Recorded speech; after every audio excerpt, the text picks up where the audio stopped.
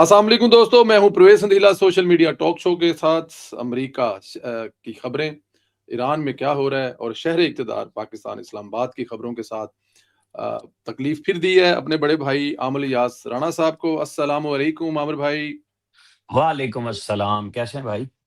अल्लाह का शुक्र आमिर भाई। आमिर भाई ये बताएं, ये खबर कहाँ से निकली कि जो ईरान है वो पाकिस्तान नहीं आना चाहता और फिर ईरानी ईरानी वज़ीर ख़ारिजा को पाकिस्तान के झंडों के साथ जो पाकिस्तान के हक में शायद को नारे लग रहे थे, वो वीडियो शेयर करनी पड़ी और पाकिस्तान जिंदाबाद का नारा लगाना पड़ा। देखिए, हमने लास्ट शो में आपसे कहा था कि हमारे पास इत्तला है कि वीकेंड पे कुछ अमेरिकन्स और तेहरान से लोग सफ़र कर सकते हैं और पाकिस्तान मेज़बानी कर सकता है। जी। अब ज़ाहिर है कि और उसमें ये खदशा मौजूद था ना कि ज़ाहिर है यूक्रेन के ऊपर यूक्रेनी सदर सीज़ फायर के लिए बातचीत पे व्हाइट हाउस पहुँचे और फिर बेइज़्ज़त होके वापस चले गए और फिर वो अभी तक सीज़ फायर नहीं हुआ। तो ये बड़ी एक ख़ारिजा पॉलिसी की बारीक लाइनें होती हैं जिसमें दो मुल्कों को एतमाद में लेना, जहाँ अरब कंट्रीज़ के अपने मसाइल मौजूद हैं, पाकिस्तान बचाना चाह रहा है अरबों को और ईरानियों को आपस में लड़ने से। वहाँ इस्राईल के और इंडिया के अपने मकासद हैं कि किसी भी तरीके से ये लड़ाई हो जाए और अमेरिका ज़ाहिर है इस्राईल के साथ है। उसने हमला भी उनके कहने पे किया और अब फँस गए हैं सदर ट्रंप खुद। लेकिन आप ये देख लें कि जहाँ मैंने कहा कि यूक्रेन के सदर बेइज़्ज़त हुए और कभी वो फ्रांस की सदर की अहलिया के नाम पे उन्हें चढ़ा देते हैं, कभी सदर ट्रंप से कुछ भी بعید नहीं है कि कब वो क्या कह जाएँ। जिसे मैं तशबीह देता हूँ कि हमारे यहाँ एक ज़माने में दर्रे की बंदूक होती थी कि वो आगे चल जाए या पीछे चल जाए, कुछ पता नहीं चलता। तो अल्लाह का शुक्र है कि 20 जनवरी 2025 से लेके अब तक सदर ट्रंप हमारे साथ बेहतरीन अंदाज में चल रहे हैं। दोस्तियाँ उनकी मोदी के साथ थी और बहुत सारे ममालिक के साथ थी, लेकिन हमारे प्राइम मिनिस्टर और फील्ड मार्शल का नाम वो लेते हैं और फील्ड मार्शल को बहुत पसंद करते हैं। क्योंकि बहादुरों की कदर दुनिया करती है और पाकिस्तान ने जी। अपनी बहादुरी से जंग जीती। तो वो एक ऐसा हमारा बन गया जैसे हमने एक उस दहशतगर्द को उनके हवाले किया जिसने अमेरिकन्स पे फायर की थी काबुल में एयरपोर्ट हुँ, पे। तो हुँ, वो वहाँ से शुरू हुआ स्टेट ऑफ द यूनियन खिताब में और फिर पाकिस्तान ने जिस तरह जंग जीती और फिर अमेरिकन्स के कहने पे हमने सीज़ फायर कर दिया। तो उनको हुआ कि इनको एतमाद है अपने ऊपर, कोई मसला नहीं है ऐसा। और इंडियंस आज तक उस खिफ़्फ़त को मिटाते हुए बोलते भी नहीं। तो ऐसे में इस माहौल में हम हमारे फील्ड मार्शल, हमारे प्राइम मिनिस्टर, हमारे डिप्टी प्राइम मिनिस्टर सारे लगे हुए हैं इस सारी जंग को रुकवाने में। तो अमरीकी जरीदा अगर मुझे सही याद है तो वॉल स्ट्रीट जर्नल से खबर आई, फिर पाकिस्तान के अंदर से कुछ लोगों ने बैठ के ये काम किया, इंडिया तो ये कर ही रहा था प्रोपेगेंडा कि जी और साथ लाइन ये बनाएगी कि तेहरान ने इनकार किया है। ज़ाहिर है जी। कुछ घंटे लगे उसमें, रात गुज़र गई। लेकिन फिर जिसका आपने ज़िक्र किया कि अब्बास अराग़ची साहब ने जो ट्वीट किया ईरानी वज़ीर ख़ारिजा ने और पाकिस्तानी झंडे लगा के किया और वज़ाहत की कि तेहरान को कभी भी कोई मसला नहीं रहा पाकिस्तान इस्लामाबाद में मुज़ाकरात पे जाने से और उन्होंने एक थोड़ी-सी लाइट दी उसके अंदर कि वो बातचीत के लिए अभी भी राज़ी हैं।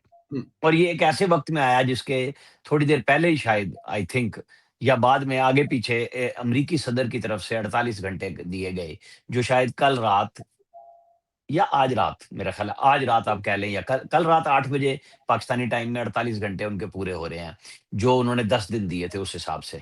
तो बातचीत का मामला चल रहा है, पाकिस्तान उसके अंदर लगा हुआ है, कब ब्रेक थ्रू हो जाए कुछ नहीं पता और कब फेल हो जाए कुछ नहीं पता। तो ये उसी रोशनी में था, लेकिन एक चीज़ जो पाकिस्तान के बदख़्वाह थे, जो ये समझ रहे थे कि जी देखिए पाकिस्तान तो बड़े दावे कर रहा था और ईरान ही भाग गया, तो ईरान नहीं भागा, ईरान खड़ा है। और हमारे साथ तुर्किया, सऊदी अरब, मिस्र भी खड़े हैं इस बातचीत में जो हमारे साथ हैं। बीजिंग को इसकी बैकिंग हासिल है, बीजिंग को हमने एतमाद में लिया हुआ है और बीजिंग मॉस्को को एतमाद में लेके बात करता है। तो जो लोग चाहते हैं कि जंग रुके वो अपनी कोशिशें कर रहे हैं और कुछ लोग सबूताज करने की कोशिश कर रहे हैं। ज़ाहिर है बार्गेनिंग जो होती है वो बड़ी सख्त होती है कि वो धमकी लगा रहे हैं। हम अब उन्होंने अपना जो तोपची कह लें, जहाज़ के अंदर जो था जिसने मिसाइल-शिज़ाइल चलाने थे असले वाला, जो छुपा हुआ था पायलट वो ले गए थे और उन्होंने बड़ी मेहनत की अमेरिकन्स ने कि उन्होंने अपना वो बंदा कर्नल भी निकाल लिया और जहाँ उन इस ऑपरेशन में 2 सी-130 या कौन से उतरे थे, वो जब नहीं चले ईरान में तो उन्होंने उनको तबाह करके और अपने फौजियों को ले गए। तो वो तो अपने तईं पूरी जंग लड़ रहे हैं, ईरानी फ़ोर्सेस लड़ रही हैं, लेकिन ज़ाहिर है फ़िज़ाइया नहीं है उनकी और वो नहीं ट्रेस कर सके बरवक़्त उस कर्नल को, जिसको अब अमेरिकन्स ने कहा है कि हम ले गए हैं, जो बार्गेनिंग चिप में कुछ कैदियों के हवाले से या बातचीत में काम आता। तो दोनों अतराफ ने अपनी पोज़ीशनें तो कम नहीं की हैं, बातचीत अपनी जगह जारी है। ना इसराइल हट रहा है, ना अमेरिका हट रहा है और ना ایران ہٹ رہا ہے، وہ اپنے میزائل چلا رہا ہے۔ ہمیں سب کو امید کی جانی چاہیے کہ جو پاکستان اپنے دوستوں کے ساتھ مل کے خطے میں امن کی کوشش کر رہا ہے، وہ کسی بھی طریقے سے کامیاب ہو جائے۔ چلیں ٹھیک ہے، بالکل ٹھیک ہے۔ میرے اگلے سوال سے پہلے، کیونکہ آپ اس میں ایک لائن لی آپ نے بڑی شروع میں کہ جو ٹرمپ صاحب ہیں وہ دوست تو مودی کے تھے، لیکن ہمارے فیلڈ مارشل دیوانے ہو گئے۔ لیکن ہمارے ہاں بھی تو ایک پارٹی دعویٰ کرتی ہے کہ ان کے لیڈر کے بڑے اچھے دوست تھے، اور ان کے نام پر ووٹ لیے تھے انہوں نے۔ اس میں کتنی سچائی ہے؟ ٹرمپ نے کیا واقعی عمران خان صاحب کے نام پر ووٹ لیے تھے پاکستانیوں کے ساتھ؟ وہ کہا تھا دیکھیں میں کہیں آپ کو کسی جگہ بتاؤں، پہ کہ وہ آ کر عمران خان صاحب کو جیل سے چھڑوا دیں گے؟ دیکھیں اس پارٹی کا نام پی ٹی آئی ہے اور انہوں نے بھرپور کمپین چلائی تھی، پیسے بھی، جی فنڈنگ بھی، اور امریکہ میں فنڈنگ کرنا کوئی انلیگل کام نہیں ہے۔ جی اور لیکن جو پاکستانی ہوں یا اوور آل عرب کنٹریز کے بھی تھے، افریقن بھی تھے، مسلمان جو امریکہ میں تھے، میں نے جب یہ الیکشن کے بعد میرا وزٹ ہوا، میں نے امریکہ میں پوچھا لوگوں سے کہ کیا وجہ ہوئی ہے، تو انہوں نے یہ کہا کہ بنیادی طور پہ اس وقت بائیڈن کی حکومت تھی جب غزہ پہ اسرائیل اور امریکہ مل کے حملے کر رہے تھے، اور مسلمانوں کے ذہن میں جو یو ایس اے میں رہتے تھے، ان کا یہ تھا کہ چونکہ ٹرمپ آ رہا ہے، جنگ نہ کرنے کی بھی بات کر رہا ہے، تو ہمیں مل کے بحیثیت مسلمان لوگوں نے پلان کیا اور ٹرمپ کو ووٹ کیا۔ اب وہ الگ بات ہے کہ وہ ان سے بھی بس ثابت ہو رہا ہے، وہ الگ چیز ہے، لیکن یہ ایک کوئی پی ٹی آئی کی پالیسی نہیں تھی، یہ وہاں پہ رہنے والے تمام مسلمانوں کی پالیسی تھی، جس میں پاکستانی بھی شامل تھے، جس میں ٹرکش بھی تھے، کیونکہ جو امریکنز ہیں انہوں نے ووٹ تو ڈالنا تھا، تو انہوں نے بحیثیت مجموعی ٹرمپ کو ووٹ ڈالا تھا۔ تو یہ تو آپ کو یاد ہے پاکستان کے اندر مشاہد حسین سید صاحب سب سے زیادہ بڑے علم بردار تھے باہر جی بیٹھے ہونے والوں سے، کہ بس ایک کال آئے گی اور سب کچھ ٹھیک ہو جائے گا، اور ہم کہہ رہے تھے کہ دیکھیں گے، ہم بھی بیٹھے ہیں کہ نواز شریف نے کال کیا، $5 ارب کا پیکج بھی دھمکیوں سمیت مسترد کر کے واپس بھیج دیا تھا۔ تو ان کے بھائی کی حکومت میں جو کچھ بھی ہوا، آپ دیکھ لیں کہ معاملات کس طریقے سے پاکستان کے حوالے سے بہتر جا رہے ہیں، کہ ہمیں دھمکیوں کی بجائے پیار محبت بھی مل رہا ہے، گفتگو بھی ہو رہی ہے، ظاہر ہے مسائل تو ہیں، اسٹریٹجک پارٹنرز امریکہ کے انڈیا آج تک موجود ہے، ہمیں اپنے معاملات کو دیکھنا ہے، انڈیا کے ساتھ وہ کیا کرتے ہیں ہمارا مسئلہ نہیں ہے۔ لیکن پہلگام کے اوپر پوری دنیا نے امریکہ سمیت ہمارے اس موقف کی بات مانی، اس کی حمایت کی، کہ ایک جو ہم نے کہا تھا کہ آپ فیکٹ فائنڈنگ کوئی بنا لیں، انٹرنیشنل آربیٹریٹر لے آئیں جو اس معاملے کو دیکھیں کہ ایکچوئل کیا ہے، جو جس پہ انڈیا نہیں آیا۔ تو پاکستان کی خارجہ پالیسی، دفاعی پالیسی اس لحاظ سے بہترین چل رہی ہے کہ سول ملٹری ریلیشن شپ ایک جیسے ہیں، مل کے چل رہے ہیں اور ہر جگہ پہ اکٹھے بات کر رہے ہیں۔ بالکل ٹھیک ہے۔ ایک متھ یہ بھی پائی جا رہی ہے کہ ایران زیادہ سختی دکھا رہا ہے مذاکرات میں امریکہ کی نسبت، امریکہ مذاکرات کرنا چاہتا ہے، اس میں کیا حقیقت ہے؟ کیا ایران کی طرف سے کوئی مذاکرات میں دیری ہو رہی سر؟ نہیں، میں نہیں کہتا کہ سختی دونوں دکھا رہے ہیں۔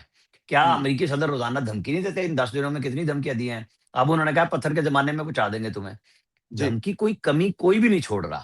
ہوں، لیکن ایران کی ایک بحیثیت قوم ان لوگوں نے فیصلہ کیا کہ ہم لڑیں گے، اور اس غیرت پہ، قومی غیرت پہ، ان کے ہاں کوئی جو انقلاب کے خلاف پیسے لگائے گئے تھے امریکنز اور باقی سب کی طرف سے، وہ ریولٹ بھی نہیں ہوا، لوگ سڑکوں پہ بھی نہیں آئے، بلکہ اپنی حکومتوں کے ساتھ کھڑے ہو کے، حکومت کے ساتھ ایران کے، اپنے انقلاب کے ساتھ کھڑے ہو کے، رجیم کے ساتھ کھڑے ہو کے یکجہتی کا اظہار ہو رہا ہے، مسلسل ہو رہا ہے۔ وہاں پہ کوئی ایسا مظاہرہ نہیں ہوا، رپورٹ نہیں ہوا کہ کیا ہوا ہے۔ لیکن اب آپ دیکھیں کہ اس میں ہوش کے ناخن ایران کو بھی لینے چاہیے اور امریکہ کو بھی لینے چاہیے۔ اسرائیل کے ساتھ تو ہم کوئی گفتگو کر نہیں رہے، نہ ہماری یہ سوچ میں ہے کہ انہیں کوئی اس قسم کی، ان کا تو ایک بڑا ڈیزائن ہے۔ ایک ڈیزائن ایران کا بھی ہے، دیکھیں نا، ایران نے بھی اپنی آئیڈیالوجی کے فروغ کے لیے حماس، حزب اللہ، حوثی، پہلے شام میں یہ اسد رجیم تھی، ان کے ساتھ مل کے وہ عرب کنٹریز کو تنگ کرتے تھے، اور اس میں کوئی چھپی ہوئی بات بھی نہیں ہے کہ وہ بجائے ایئر فورس کو سیٹ کرنے کے، وہ چونکہ وہاں پہ کوئی پرسنالٹی والا تو کام نہیں ہے، وہاں پہ ان کی ایک آئیڈیالوجی ہے جس کے فروغ کے لیے وہ 50 60 70 سال کی پلان کر کے گفتگو کرتے ہیں، انہوں نے کیا۔ ہوں، کچھ ان کو فائدہ ہے، کچھ نقصان ہے۔ اب میں تو پہلے دن سے یہ بات اٹھا رہا ہوں، جب حماس نے حملہ کیا اسرائیل پہ، اور بڑی خوشی ہوئی لوگوں میں کہ جی بڑا حملہ ہو گیا، میں کہہ رہا تھا کہ اس کے نتائج کیا ہیں۔ ہوں، نتائج میں ہم 80,000 لوگوں کو شہید کرا چکے، وہاں پہ اردن، مصر، آپ مصر، شام، پڑوسیوں نے کسی ایک مہاجر کو قبول نہیں کیا، خوراک وہ اسرائیل کی مرضی کے مطابق بھیجتے تھے۔ تو یہ کیا نکلا اس میں سے؟ مطلب آپ بے شک حمایتی ہوں فلسطین کے لیے، لیکن اس کا فائدہ کیا ہوا؟ کوئی ہوں، فائدہ نہیں ہوا۔ حماس کے لوگ بات چیت کے لیے قطر میں پہنچے، وہاں امریکہ ان کو اڑا دیتا ہے، اور ان کو بتاتا ہے کہ جی ہم نے 10 منٹ پہلے بتا دیا، جبکہ انہیں سارا پتا تھا، قطر چوں نہیں کر سکا۔ تو بات یہ ہے کہ سب کو اپنے اپنے دفاع کی مضبوطی کرنی چاہیے۔ پاکستان الحمدللہ جب اپنے دفاع میں مضبوط ہے، ایک مسلمہ تصدیق شدہ ایٹمی قوت ہے مسلمانوں میں واحد، تو پھر جس کو ہماری طرف آنا ہے اس کو سوچ کے آنا ہے۔ وہ ہمارے بارے میں غلط اندازے تھے کہ ہمارے پاس 150 کلومیٹر تک مار کرنے والے میزائل ہیں، PL-15، جو انڈیا نے سوچا تھا، اور وہ 250 کلومیٹر پہ کھڑے ہوئے اور ہم نے ان کو وہاں پہ مارا جا کے رافیل کو، اور وہ 250 والے PL-15 ایکسپورٹ ہمارے پاس موجود تھے طیارے۔ تو تیاری تو اپنی اپنی ہوتی ہے نا، اگر ایران تو نے تیاری کی ہوئی تھی تو یہ تیاری نظر آنی چاہیے تھی۔ یہ جو اب وہاں پہ مسائل بن رہے ہیں نا، کہ کبھی کوئی برج تباہ ہو رہا ہے، کبھی کوئی انفراسٹرکچر بلڈنگ تباہ ہو رہی ہے، تو یہ عام ایرانی کے لیے تو بہت مشکل ہے نا، جس سے ہم سب بھی تکلیف میں ہیں، اہل پاکستان بھی، دنیا بھر میں، کہ مظلوم لوگ مارے جا رہے ہیں۔ جب 160-70 بچیاں مار دی امریکہ نے ایک میزائل حملے میں یا طیارے کے بم کے ذریعے، تو وہ اس کو کوئی اچھا تو نہیں کہہ رہا، لیکن اس کا نقصان ایران کو بھی تو ہو رہا ہے۔ یہ ان کی قیادت کے بھی سوچنے کا کام ہے۔ یہ امریکہ جو خود پھنسا ہوا ہے، اپنے جرنیلوں کو برطرف کرتا پھر رہا ہے، اپنی ٹیم میں بغاوت دیکھ رہا ہے، یہ ان کے بھی سوچنے کا کام ہے۔ صدر ٹرمپ کی اپنی پوری پالیسی کے ویژن کے خلاف ہے، کہ وہ خود پھنسے ہوئے ہیں۔ نومبر میں جب ان کو مڈ ٹرم میں جانا ہے تو ان کو نظر آ رہا ہے کہ جو پولز آ رہے ہیں وہ سخت ان کے خلاف ہیں۔ تو پاکستان اس کوشش میں ہے کہ ان سب چیزوں کو ملا کے دکھا کے دونوں طرف سے اپنے بئی خواہ ممالک کے ساتھ مل کے ان کو میسج دیا جائے کہ ہم بات کرنا چاہتے ہیں، کرو بات اس کو۔ بالکل ٹھیک ہے۔ 48 گھنٹے کی ڈیڈ لائن کا آپ نے ذکر کیا۔ 48 گھنٹے بعد کیا پاکستان کوئی اسٹیج سجانے میں کامیاب ہو پائے گا؟ اور اگر ایسا نہیں ہوتا تو پھر 48 گھنٹے بعد کیا دیکھ رہے ہیں سر آپ؟ دیکھیں، بات یہ ہے کہ وہ جب آئے تھے تو انہوں نے کہا تھا 3 دن میں ہم ایران کو لٹا دیں گے۔ جی، تو دعوے تو دونوں طرف سے ہو رہے ہیں نا، یہ جی، اسرائیل کو تباہ کر دیں گے۔ اچھا، گلف کنٹریز میں اوور آل کوئی بڑا نقصان نہیں ہوا، اسٹرکچرز کی طرف گئے ہیں، لیکن جتنے میزائل ایران نے مارے ہیں اور جتنے انٹرسپٹ ہوئے ہیں، اس کا ایران کو بھی فائدہ نہیں ہو رہا۔ ٹھیک ہے، ایک متھ بنتی ہے نا بندے کی، جی دیکھو جی بندہ بدلا تو لے رہا ہے نا، کھڑا تو ہے، بالکل ٹھیک بات ہے، لیکن بدلے میں ایران کو کیا ملا؟ اب تک ایران کے لوگوں کو کیا ملا؟ انفراسٹرکچر کی تباہی، جو چائنا سے، رشیا سے، دوسرے ممالک سے مدد لے کے، تیل دے کے، اس کے بدلے میں چیزیں سیٹ کی تھی، وہی خراب ہو رہی ہے نا۔ تو اسرائیل اور امریکہ آئے دن اس کو تباہ کر رہے ہیں۔ میں یہ نہیں کہتا کہ جی فوراً بات چیت کر لیں، انہوں نے بڑا اسٹیٹ آف ہومز پہ جو قبضہ کیا ہے، اپنی قبضے کو دکھایا ہے پائیدار قوت کے ساتھ، ان کی بارگیننگ بھی وہی بات بن رہی ہے۔ اس پورا یورپ نکل گیا، گلف نکل گیا امریکہ کے ہاتھ سے، جو ان کے ساتھ نہیں کھڑا ہو رہا، یعنی نیٹو ساتھ نہیں کھڑا ہو رہا اس بات پہ۔ وہ ان کو غیرت بھی دلا رہے ہیں صدر ٹرمپ کے، تم لوگ بے شرم لوگ ہو، تم لوگ کچھ بھی نہیں ہو ہمارے بغیر، اور تم کیا کرتے ہو۔ لیکن یہ سوچنے والی باتیں چونکہ اس طرح لیول پہ ہوتی نہیں، کہ جو پیسے دنیا سے اکٹھے کر رہے تھے کہ میں اپنے انفراسٹرکچر کو ٹھیک کروں گا، امریکہ کو گریٹ نیشن بناؤں گا، لوگوں کو رعایت دوں گا، وہ ان کے بھی گلے میں پھنس گئی ہے۔ تو پاکستان تو صرف ایک کوشش کر رہا ہے کہ ہوں، ہم ایران کو بھی بچا لیں، ہم امریکہ اور ایران کے درمیان میں ایک ایسا پرامن معاہدہ کرا لیں جس کے تحت ایران کو ان کے جو ضبط شدہ اثاثے ہیں وہ بھی مل جائیں، آئندہ جنگ کرنے کی دھمکی نہ ملے، پاکستان کی ایکسس عرب کنٹریز میں اور بڑھ جائے، ہم ان کے اعتماد پہ پورا اتریں، جو کہ ہم سعودی عرب کے ساتھ دفاعی معاہدے کی وجہ سے پورا اتر بھی رہے ہیں، اور ہم اپنے میسج میں کلیئر ہیں۔ کوئی ہم نے دو نمبری کہیں نہیں کی، ورنہ 1 منٹ میں آ جاتی ہیں سازشیں۔ اور یہ جو سٹارٹ میں آپ نے سوال کیا تھا، جیسے انہوں نے کہا جی تہران بھاگ گیا، تو تہران تو نہیں بھاگا، وہ تو کھڑا ہے۔ تو وہ سازش بھی ناکام ہوگی، جو لوگ یہ سمجھ رہے تھے کہ پاکستان کو انڈرمائن کیا جائے گا، اور کچھ بدقسمت لوگ پاکستان میں بھی تھے جو اس قسم کی بات کر رہے تھے، کر رہے ہیں۔ تو پاکستان تو اپنے کام کے لیے منظم انداز سے، مربوط انداز سے اپنی خارجہ پالیسی کو لے کے چل رہا ہے۔ اچھا ذرا یہ بتائیے کہ ایک مت ہے، ایک سوشل میڈیا پہ بھی ہے، خبروں میں بھی ہے، کہیں کہا جاتا ہے کہ سعودی عرب تو پاکستان سے بڑا راضی ہے کیونکہ ان کے ساتھ آپ کا کانٹریکٹ ہے، ان کا معاہدہ ہے۔ لیکن میری نظر میں اگر دیکھا جائے تو پاکستان جو ہے وہ گلف کی اسٹیٹ کے سامنے بھی دیوار بن کے کھڑا ہے۔ جس طرح ایران اور وہ آمنے سامنے ہو جائیں یا اللہ نہ کرے آنے والے دنوں میں، ان کے درمیان میں کھڑا ہے۔ اس کو کیسے دیکھتے ہیں؟ یہ جو سفارتی طور پر چیزوں کو بہتر طریقے سے لے کے چلا رہا ہے، کیا ان کی طرف سے بھی اپریشیٹ کیا جا رہا ہے؟ دیکھیں، کوئی کہے نہ کہے، یہ بات تو پتہ ہے نا کہ پاکستان ہی ہے جو ایران کو بھی روک رہا ہے، اور جی، عرب کنٹریز کو بھی کہہ رہا ہے کہ اگر آپ اس کے اوپر ڈائریکٹ جواب دینے میں آئیں گے تو یہ اسرائیل کا فائدہ ہے۔ کیونکہ اسرائیل تو چاہتا یہی ہے نا، مجھے اور آپ کو کوئی غلط فہمی نہیں ہونی چاہیے کہ اسرائیل کیا چاہتا ہے۔ وہ چاہتا ہے جی، عرب اور عجم کی جو پرانی لڑائی ہے ہزاروں سال کی، وہ دوبارہ تہذیبی لڑائی میں بدل جائے اور ان کے مزے ہو جائیں، اور وہ مزید آگے بڑھیں۔ وہ شام کے قبضہ لینا چاہ رہا ہے، وہ لبنان میں قبضہ لینا چاہ رہا ہے، اور بڑھ بھی رہا ہے اپنے ڈیزائن کے مطابق۔ یہ بات تو بہرحال تمام عرب ممالک کی لیڈرشپ کے سوچنے کی ہے، ایران کی سوچنے کی ہے، اور پاکستان یہ سوچنے کا موقع بالکل فراہم کر رہا ہے۔ ترکیہ اس میں ساتھ ہے، مصر اس میں ساتھ ہے، کہ بھائی بندے بن جاؤ، اپنے آپ کو سارے بچاؤ۔ امریکہ کو بھی سمجھا رہے ہیں کہ آپ کو اسرائیل غلط یوز کر رہا ہے۔ یہ بات صدر ٹرمپ کو سمجھ آ چکی ہوئی ہے۔ ان کے جو نیشنل سیکورٹی کے ڈائریکٹر جوزف تھے یا کون جو ریزائن کر کے گئے ہیں لکھ کے، انہوں نے کہا کہ ہماری انتظامیہ کو اسرائیل نواز جو لوگ تھے انہوں نے یوز کر لیا ہے، جس کے نتیجے میں صدر ٹرمپ وہاں حملہ کرنے پہنچ گئے ہیں۔ صحیح، بالکل ٹھیک ہے۔ قرضہ واپس مانگ لیا ایک ایسے وقت میں، ان کا ویسے رائٹ ہے، حق ہے، انہوں نے ہمارے مشکل وقت میں ہیلپ کی۔ اب شاید وہ بھی جنگ حالت میں ہے، 2 ارب روپیہ ان کو ضرورت پڑ گئی، واپس مانگ لیا۔ کیا کہانی ہے اس کے پیچھے سر؟ نہیں نہیں نہیں، میں اس فکرے پہ نہیں جاؤں گا، ضرورت پڑ گئی، یہ مشاہد صاحب نے ٹویٹ بھی کیا جو آپ اپنے انداز میں بات کر رہے ہیں۔ دیکھیں، آپ نے اور ہم نے پیسے لیے بطور پاکستانی، اور ٹھیک، ہم نے وعدہ کیا کہ جب آپ مانگیں گے ہم دے دیں گے۔ تو ایگری۔ وہ مانگ رہے ہیں جب میچور ہو رہا ہے، تو ہمیں اس پہ بحث کرنے کی بجائے یہ دیکھنا چاہیے کہ ہمارا کس ملک کے ساتھ کیا قومی مفاد وابستہ ہے۔ یو اے ہمارے ساتھ بے شمار دفعہ رہا ہے، بے شمار چیزوں پہ ہمیں اختلاف ہوگا، ان کو بھی ہوگا۔ لیکن اب اگر ہمیں پیسے انہوں نے مانگ لیے ہیں، جو ان کی ضرورت ہے یا نہیں ہے چھوڑ دیں، لیکن یہ ان کا رائٹ نہیں ہے۔ ہم کس بات پہ تقریریں کر رہے ہیں؟ یہ ہمارا کام ہے کہ ہم ڈیفالٹ ہونے سے بچتے ہوئے اپنی جو ہمارے اوپر لازمی تقاضے ہیں وہ جن جن ممالک سے ہم نے لیے، تو میچورٹی پہ مانگ رہے ہیں نا وہ۔ پریشر یہ ہوتا کہ میچورٹی سے پہلے کہتے ہیں ابھی دو، ختم کرو۔ ہاں، جو ہماری طرف سے رعایتیں موجود ہیں، ہمارا وہ بھی سوال ان سے ہونا چاہیے۔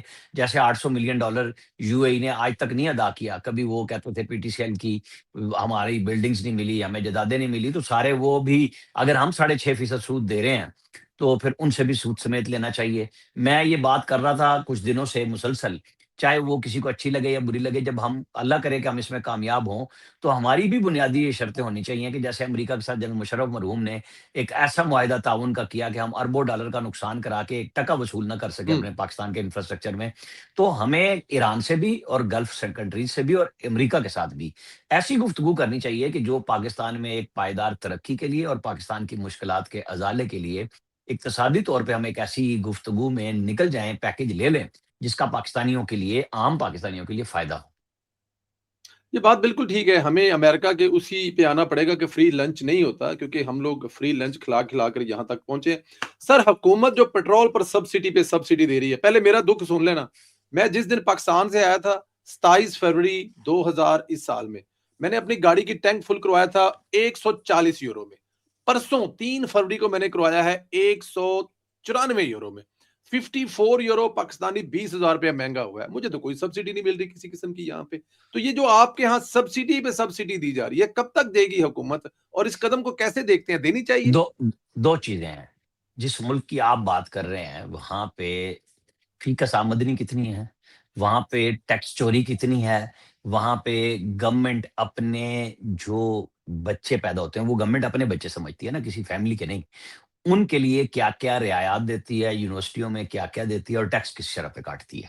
ہمارے ہاں صرف کٹوتی رہ گئی ہے۔ یعنی عام آدمی سے لے کے، چاہے وہ مزدور ہے جو موبائل فون میں 100 روپے کا یا 200 روپے کا بیلنس ڈالتا ہے، وہاں سے وہ ٹیکس دینا شروع کرتا ہے، اور یا وہ لاکھوں کروڑوں روپے کما رہا ہے تو ٹیکس دیتا ہے۔ اسٹیٹ کیا دیتی ہے بدلے میں؟ باتیں، ہوائی باتیں۔ تو یہ بھائی یہ بڑا مشکل بات ہوتی ہے، آپ جیسے جہاں آپ بیٹھے ہوں اسکینڈینیوین کنٹریز میں، اور آپ کہیں کہ سبسڈی تو نہیں دیتے، وہ کمائی کا راستہ بھی دیتے ہیں، ٹیکس بھی کاٹتے ہیں، اور آپ لوگ بہت سارے، میں بڑی کھل کے بات کروں گا، ڈوئل نیشنلٹی اب کیوں نہیں لے رہے؟ پتہ ہے پچھلا حساب کاٹ لینا اگلے نے کہ جناب لے آؤ پہلے ترسی جد پاکستان تو آئے سو تو کی ہے، ساتھ سے سنون پیچھے کھنے نے۔ تو ہمارے نئے لوگ اب اس بات سے بچ رہے ہیں۔ ماں باپ کی جن کی جائیدادیں بن گئی ہیں اور انہوں نے بچوں کے نام ٹرانسفر کر دیے، وہ ڈوئل نیشنلٹی لے لیتے ہیں۔ ڈنمارک وغیرہ میں آپ کو پتہ ہی ہوگا، ناروے میں۔ تو یہ باقی لوگوں کی یورپ کے اندر اب ڈوئل نیشنلٹی اس لیے انہوں نے اوپن کی کہ ہمارے صاحبات دیکھ لیں۔ یہ اوورسیز پاکستانی بن جانا، وہاں سے بیٹھ کے یہ 20,000 روپے کی کہانی سنا دینا، پرویز بھائی اور بات ہے جو یہاں بے شک آپ پاکستان ریگولر آتے ہیں، لیکن یہاں کس بھاؤ بکری ہے، کتنے 20 100 نے، یہ مجھے ہی پتا ہے کہ میری تنخواہ میں سے ٹیکس تو وہ جبرن کٹ جاتا ہے۔ بدلے میں میں اپنا وہ پیسہ بھی نہیں لے سکتا آسانی سے جو اضافی ٹیکس کی ود ہولڈنگ ٹیکس میں لیا گیا، کوئی سسٹم نہیں ہے۔ تو ہوں، ایسے میں گورنمنٹ کی ذمہ داری بنتی ہے عام آدمی کو سنبھالنے کی۔ ہمارا یہ مطالبہ بالکل درست ہے کہ جی آپ اپنی عیاشیاں تو ختم نہ کریں، آپ کے تو فلیٹ چلیں، گاڑیاں چلیں بے شمار، اور بھائی آپ بھی اپنے لائن آرڈر کو ٹھیک کرتے ہوئے اپنی گاڑی کے اندر گن مین بٹھا لینا۔ آپ کو پچھلی گاڑی کیوں چاہیے اضافی بھی؟ ٹھیک کریں نا معاملات کو۔ یہ میری ذمہ بالکل۔ داری نہیں ہے، حکمرانوں کی ذمہ داری ہے۔ میرا جہاں کام ہے میں ٹیکس دیتا ہوں، لیکن میرے لیے حکومت کو کیا کرنا ہے وہ یہ وقت ہے جو اب شہباز شریف نے چاروں صوبائی حکومتوں نے مل کے بیٹھ کے GB میں بھی اور آزاد کشمیر میں بھی ساروں کو بٹھا کے ایک بات کی. اور میں نے جب ایک بندے سے پوچھا کہ PTI کے وزیر اعلیٰ کا کیا رویہ تھا، تو انہوں نے کہا جی بہت متوازن گفتگو تھی ان کی، کوئی ایسی نہیں تھی. اور سب صوبائی حکومتیں آن بورڈ ہوئی کہ وفاق تو سارا کچھ دے رہا ہے آپ کو NFC میں، تو آپ لوگ بھی حصہ ڈالیں. دیکھیں سارے کے سارے آ گئے اس حصے میں. یہ ایک بڑی مشکل سے ہارمنی بنی ہے. اور بہت اچھا ہے کہ عام آدمی کے لیے، چاہے وہ ٹرانسپورٹیشن میں گڈس ٹرانسپورٹ ہو، پبلک ٹرانسپورٹ ہو، مفت سرکاری والی تو الگ ہے، جو پرائیویٹ انٹرا سٹیز چلتی ہیں، جو بین الصوبائی چلتی ہیں، تاکہ عام آدمی پہ بوجھ بچایا جا سکے کہ IMF ڈائریکٹ تو سبسڈی نہیں دینے دے رہا. تو لوگوں نے مذاق بھی، میم بھی بنا دی شہباز شریف کی کہ جی وہ 150 بتا کے ادھ گھٹ کر لیا تو پرانا فارمولا ہوتا ہے حکمرانہ دا. نہیں، یہ IMF سے باقاعدہ اجازت لی گئی جو لیوی بنتی تھی اضافی، کہ وہ نہ لی جائے، کیونکہ آپ جب اس طرح رکتے توڑتے ہیں نا معاہدے، تو پھر اگلے جی نہ قسط دیتے ہیں. اور ایک IMF کا روٹ جانا ہی نہیں ہوتا، اس سے متعلق پوری دنیا کے لینڈرز آپ سے بھاگ جاتے ہیں. جنہوں نے آپ کو کچھ بھی دینا ہے وہ کچھ بھی نہیں دیتا، وہ کہتا ہے پہلے ادھر سے سرٹیفکیٹ لاؤ کہ آپ وہاں پہ ٹھیک ہیں یا نہیں ہیں. تو یہ بہت بڑا ایک چکر ہے. میں بھی عام آدمی کے طور پہ کہہ سکتا ہوں جی اور میں کہتا بھی ہوں کہ یہ IMF جو ہے صرف عام آدمی کی روکتی ہے. یہاں پہ میرا سوال وزیر اعظم سے بھی بنتا ہے، وزیر خزانہ سے بھی بنتا ہے، سیکٹری خزانہ سے بھی بنتا ہے کہ بھائی آپ ہی انہیں یہ چورن بیچتے ہیں کہ ہم یہ ٹیکس پیسے جو ہے نا فوراً ایک کیش پیسہ آتا ہے نا ٹیلکوز پہ ٹیکس لگانے سے اور پیٹرولیم لیویز لگانے سے. لیوی لگانے کا مطلب یہ ہے کہ ڈائریکٹ فیڈرل گورنمنٹ 100% اپنے پاس رکھتی ہے. سیل ٹیکس میں تو صوبوں کا حصہ ہوتا ہے. تو یہ بڑا ایک فارمولا آسان بنا لیا گیا ہے حکمرانوں نے اپنے آپ کو تکلیف سے بچانے کے لیے. چیئرمین FBR کے اوپر یہ بھاری ذمہ داری عائد ہوتی ہے کہ جب 1000 گاڑیاں آپ پرائم منسٹر سے اپنے ڈائریکٹ تعلقات کی وجہ سے لے سکتے ہیں اپنے افسروں کے لیے، کسٹم کے لیے بھی اور ان لینڈ ریونیو کے لیے بھی، تو پھر ان کو صرف آپ مجھے یہ نہ دکھائیں کہ جی دیکھیں یہ لوگ جو بڑے بڑے افسر ہیں، بڑے تعلقات والے تھے، یہ 9 بجے زوم میٹنگ پہ بیٹھتے ہیں چیئرمین کے ساتھ. بھائی مجھے تو وصولی دکھائیں. یہ جو عام آدمی سے آپ لے لیتے ہیں نا، اکاؤنٹ سے پیسے میری تنخواہ سے لے لیتے ہیں، ذرا بڑے بڑے گھروں پہ جائیں نا، چھاپے ماریں. جو 2000 روپے ٹیکس نہیں دیتے اور 8 لینڈ کروزر رکھی بھی ہوتی ہیں، V8 رکھی ہوتی ہیں. اس اسلام آباد میں V8 بھی نہیں کہتے، V8 کہتے ہیں. اور کروڑوں روپے کے اثاثے ہیں اور 1 روپے کا ٹیکس نہیں دیتے. ذرا مجھے ان سب سے پیسے لے کے دکھائیں، پھر میں مانوں گا کہ ہاں جی لنگڑیال صاحب آپ نے ان امیروں کو لنگڑ کیا ہے، ان کو لنگڑا کیا ہے، ان کو کٹائی کی ہے، پیسے لیے ہیں. ان اشرافیہ کی طرف کوئی نہیں جاتا. میرے اور آپ جیسے عام آدمی کی طرف سارے آ جاتے ہیں، قربانی دے دیں. بھائی کب تک مانگو گے قربانی؟ نچوڑ تو لیا ہے. ٹھیک کریں، معاملات کو درست کریں، اور یہ حکومت کا فرض ہے جو کر رہی ہے وہ.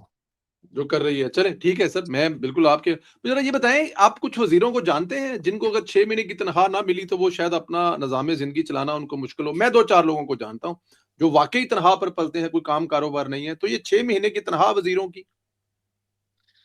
اچھا، میں نا وہ جو آئی تھی نا بات کے JUI کے ایک وزیر تھے ہاؤسنگ کے، اور PDM دور میں، اور ان کا روڈ ایکسیڈنٹ ہوا تھا، اللہ بخشے انہیں، یہ شہید کچا ہوئے. گھر تھا ان کا جی. اور ان کا کچا گھر تھا. ایک آدھی مثال کوئی آپ کو مل جائے گی. ادروائز بھائی الیکشن آپ لڑ ہی نہیں سکتے جب تک آپ کے پاس پیسے نہ ہوں. کبھی MQM لوگوں کو ٹکٹ دیا کرتی تھی، JUI دیا کرتی تھی، جماعت اسلامی دیا کرتی تھی. اور آج بھی اگر وہ دیتے ہیں تو ان کے لیے پھر فنڈ کا بندوبست ان کی پارٹیاں کرتی ہیں. لہذا وزیر بننے کے بعد آپ کی کوئی گاڑی تو نہیں نا سرکاری طور پہ لے لی گئی، آپ سے گھر تو نہیں لے لیا گیا. ایک تنخواہ تو چھوڑی گئی ہے جو پہلے 1 لاکھ تھی اب 5 لاکھ ہے. تو نہ کریں نا کام، چھوڑ دیں وزارت. کہ میرے پاس نہ پیسے ہیں اور نہ میں کر سکتا ہوں تو وزارت چھوڑ دیں. میں بالکل نہیں کہوں گا کہ جی اس کو کہیں کہ بڑا غریب آدمی ہے اس کو پیسے دے دیں. پھر پرائم منسٹر صاحب اپنی جیب سے دے دیں، جو نئی وزارت رکھ سکتا بغیر تنخواہ کے. پھر پرائم منسٹر اپنی جیب سے دیں، چیف منسٹر اپنی جیب سے دیں ان کو پیسے. اگر وہ اتنے ہی بہت صلاحیتوں والے وزیر ہیں، ہمیں بھی بتا دیں کہ جو بہت غریب بھی ہیں اور بہت صلاحیت والے بھی ہیں، ہم بھی کوئی بات کر لیں گے ان کے ساتھ. چل ٹھیک ہے، میں ضرور بتاؤں گا آپ کو پرائیویٹلی میسج پہ، کال پہ. آخری سوال، ان تمام رولے رپوں میں جو دنیا میں جنگیں لگی ہوئی ہیں، عمران خان صاحب کا مستقبل ہے کہاں بیٹھے ہوئے ہیں؟ علیمہ خان صاحب کو سزا ہونی تھی، علیمہ خان صاحب ہر منگل کو آتی بھی ہیں، اس سے کچھ نکلتا نظر آ رہا ہے؟ خان صاحب کے لیے کوئی بہتری نظر آ رہی نکلتی ہوئی سر؟ پرویز سندیلا کی بھی روٹی ہضم نہیں ہوتی، مطلب اگر یہ سوال نہ کر لیا جائے. اللہ کے بندو، وہ سر یہ بےچارا ڈھائی سوال ہے سال کہ سے بہت بڑی پارٹی ہے، ان ڈھائی کے ڈھائی چھیانوے ڈھائی ڈھائی چھیانوے سال پرسنٹ ووٹ ہیں ان کے. نہیں، ان کے 101% ہوں گے. وہ کہتے ہیں نا جو خود کو حملہ آور نہیں آتا، جو وہ کہتے ہیں جی جی وہ سر. برود زیادہ پار گیا سی، وہ جنت تو بھی آگے نکل گیا. تو بے شک آپ ووٹ ان کو جتنے مرضی کر لیں، اللہ کرے ان کو ووٹ ملے، جب بھی الیکشن ہو، میرا مسئلہ یہ نہیں ہے. میرا مسئلہ یہ ہے کہ آج پاکستان کہاں پھنسا ہوا ہے. پی ٹی آئی کی لیڈرشپ کا امتحان ہے کہ وہ اپنے لیڈر کے لیے کیوں نہیں آتے. ان کی صرف بہنیں ہی کیوں آتی ہیں. یہ جواب انہیں دینا ہے اور منگل تک ہم انتظار کریں گے. 48 گھنٹوں میں 56 گھنٹوں میں جب آپ یہ پروگرام چلائیں گے پتہ لگے گا کہ اس دن 10,000 آئے یا 9 اپریل کا رکھ کے سہیل آفریدی نے ان کا وہ رستہ بھی بند کیا جو 10,000 لوگوں کو آنے کا تھا. یہ بھی گپ شپ چل رہی ہے. رانا صاحب ویسے آپس کی گل ہے کی وجہ ہے کیوں نہیں آتے لوگ؟ 10,000 کون سی بڑی تعداد ہے؟ کیا ٹیکنیکلی کیا ریزن ہے؟ دیکھیں عمران خان صاحب کے فالوور کی تعداد تو ہے نا سر، اس سے تو انکار نہیں کیا جا سکتا نا سر. عمران خان 25 مئی 2022 کو چلے تھے سبابی سے. جی آپ کو پتا ہے نا، جب اسلامک ٹچ دیتے ہوئے گڈ ٹو سی جی یو جی جی جی والے چیف جسٹس کی موجودگی میں واپس ہو گئے تھے. 10,000 لوگ تو اس وقت بھی نہیں تھے. مطلب خان صاحب کی کہانی جو ہے وہ مطلب کہ مکتی ہوئی نظر آ رہی ہے. رانا صاحب بہت شکریہ، سلامت رہیں، خوش رہیں. خان صاحب کو بھی اللہ پاک زندگی دے، صحت دے، اور پاکستان کو بھی اللہ پاک جو ہے اس طرح آگے چلتا رہے. Thank you very much Rana صاحب.